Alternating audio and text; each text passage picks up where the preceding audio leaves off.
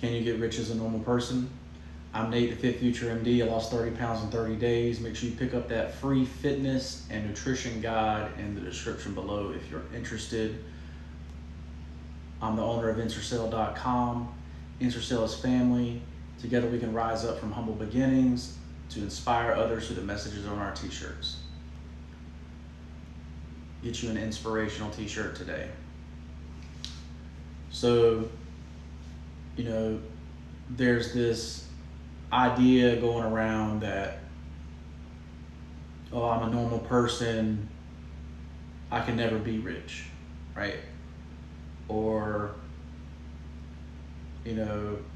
society has kept me and people like me down so long, the system is against me. Those types of thoughts are out there, and those types of beliefs are out there that no matter what you do, you cannot be successful in the United States of America. Well, so what do you do when you realize that the skill set that I have is only worth $50,000 a year? The skill set I have, I'll never make more than $65,000 a year at the 30-year mark. Or you don't have the entrepreneur spirit.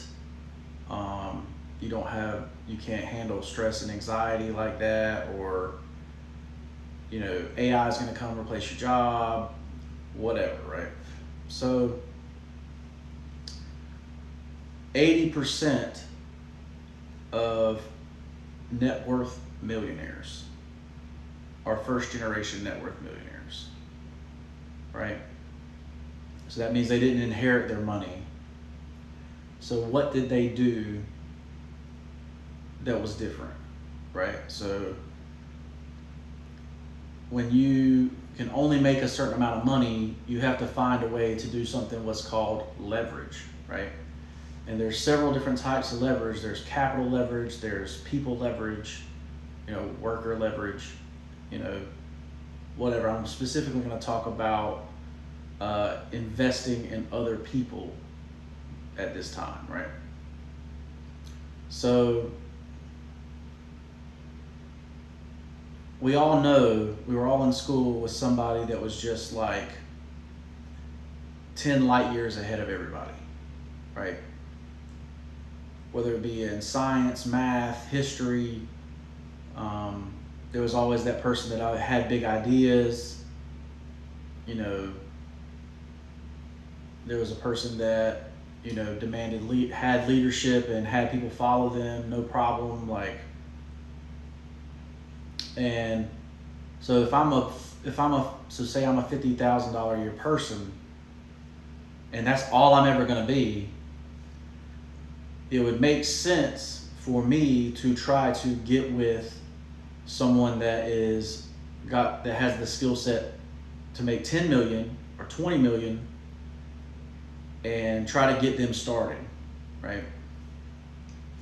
So I have a coworker, and their brother is opening a catfish farm in the Philippines. And to start this catfish farm, they need 20 grand, right? Which that person has. And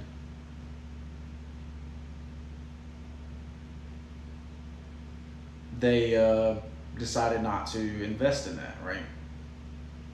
Which is all fine, well and good. But the determining factor was whether that person was a killer in that industry, was a person that had the skill set to get you to the million, to the 2 million, the 3 million, and whether you had the money or that type of thing. But there's some people out there that only need $2,000 to start. They just need to pay for permits and whatever to start their business. Imagine you can get 10% for $2,000 of their business, and they make a $10 million business. Your piece is worth $1 million. You're a millionaire, right? And you only had to come up with a couple grand, right? But there's people like that all the time. And then right now I'm seeing a trend of people that may get between 10 and 50 million, and they're like, how can I get higher? Well, their get higher is to invest in other people that are 10 to 50 million people, right? So then all of a sudden they're investing 20 people and they're a billionaire, right? So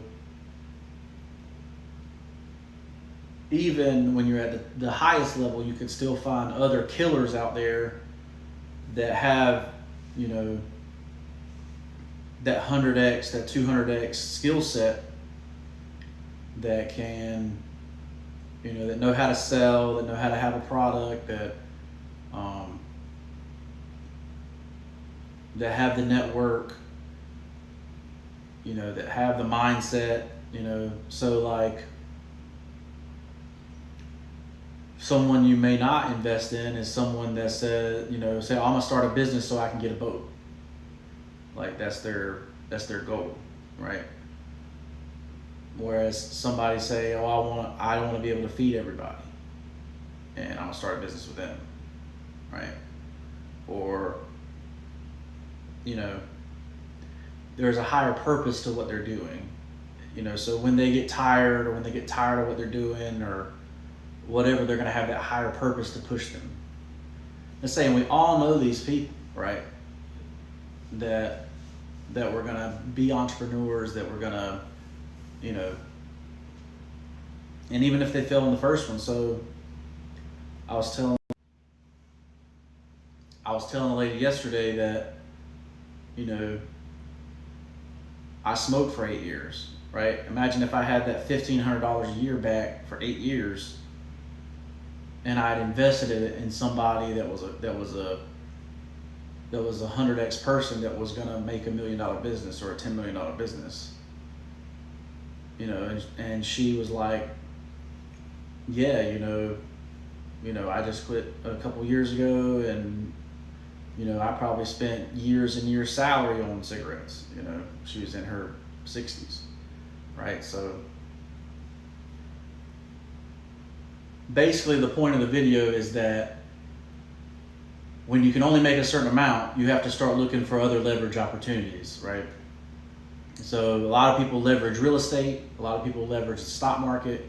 A third option is to leverage other people that are good at other skills that you're not, right?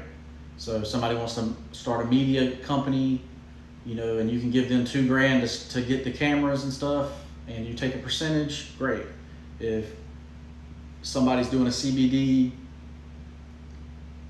company and they can use a skill of yours, and you can get a piece of that company without even having to so there's opportunities out there that you don't even have to have money, right? Like you can try to put in, you know, the skill that you have, right? Obviously we partnered with a lady on a jerky company, you know, trying to use our marketing skills and our website design skills to help her jumpstart her jerky business, right? And obviously she decided to go back to work after the pandemic, but, you know, it was something that was absolutely a high leverage opportunity because this woman can cook, right? Her skill set is to cook, and if it had worked out, we would all been millionaires, right? So you're gonna have opportunities like that in your life. You see them, and you can you know, join other people that have good skills. And if you do that, like I say, we're all in this together, right? You've heard you're only as wealthy as your network, right? So you network with people, you find out what their skills are, what they need, and if you can fulfill that need, then you can go up with them, right? You don't want to be the biggest killer in the room, right? And then let's say I'm wearing this shirt today, prepare for success, right? So mentally you have to prepare yourself for when you find that opportunity, right? You have to know what your skills are, what you can bring to the table, and convince someone to partner with you, right? So with that being said, let's say this video is about taking your skills and leveraging them with other people. I'm Nate, the Fit Future MD. I've lost 30 pounds in 30 days, and we're gonna continue on down to 250. Make sure you pick up that free fitness and nutrition plan. I'm the owner of Ensorsale.com, and I make t-shirts that inspires others. All right, because I come from humble beginnings. I come from US 70 Business West in an old farmhouse, and